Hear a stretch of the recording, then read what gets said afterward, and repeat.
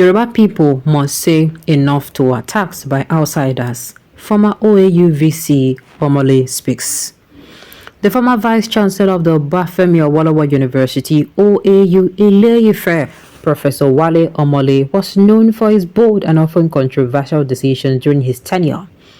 In this interview by Tunde Ayonda and Segun Adebayo, Omole, now 82, shares insight into his life, the challenges he faced, and his views on current issues, offering a unique perspective shaped by decades of academic and administrative experience.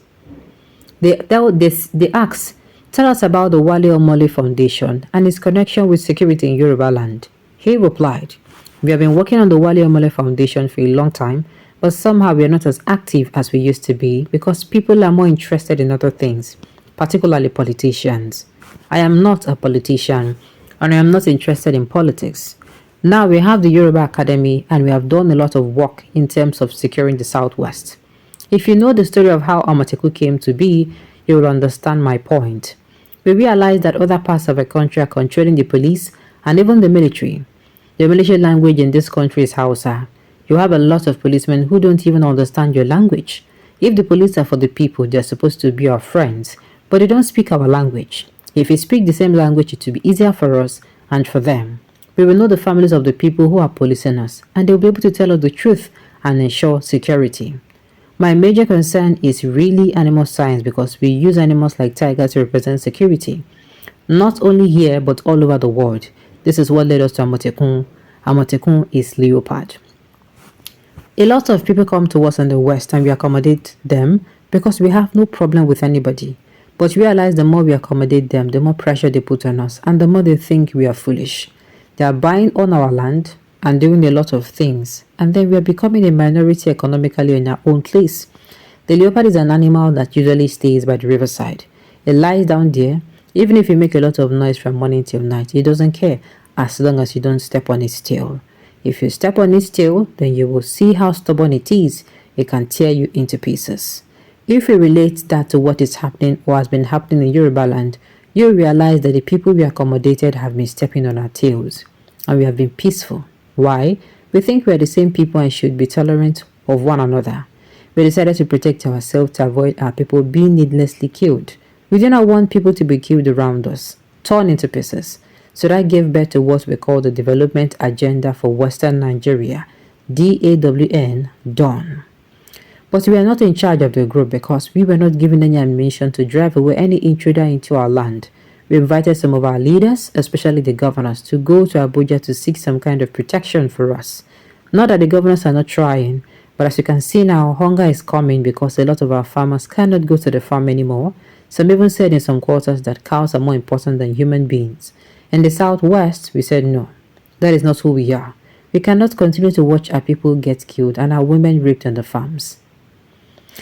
They asked him, how much support did you enjoy from the state governors in the Southwest to drive this agenda amid the food crisis and other problems confronting the people in this part of the country? He replied, the late governor of Ondo State, Rotimi Akeredolu, was my student in Obafemi Awolowo University, OAU Ile-Ife. His father, a pastor, was a great man. He brought Rotimi to me, and I must say that Akeredolu did well as a student. He even excelled as a lawyer that he became a senior advocate of Nigeria, SAN. He was always calling me to know what could be done to secure the Southwest, protect the people and ensure that there was food security. Even when he was sick, he never stopped calling to ask me what we needed to do. I told him the forest is yours and you are the governor. If these marauders are killing our people with AK-47, you can also apply for ammunition from the federal government.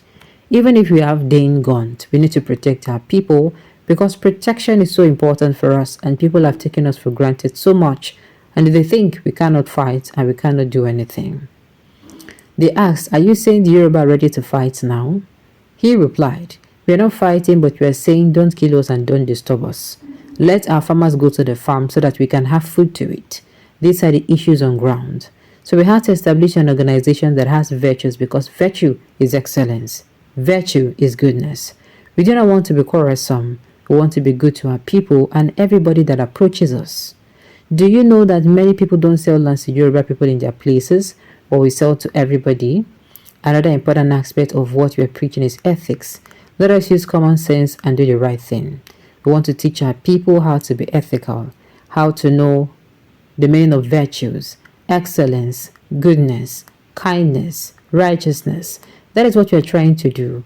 We want this foundation to teach people how to go to farm, grow what they eat, and be self-sufficient without having to kill anybody or get killed while in their farms, making what they would feed their families with.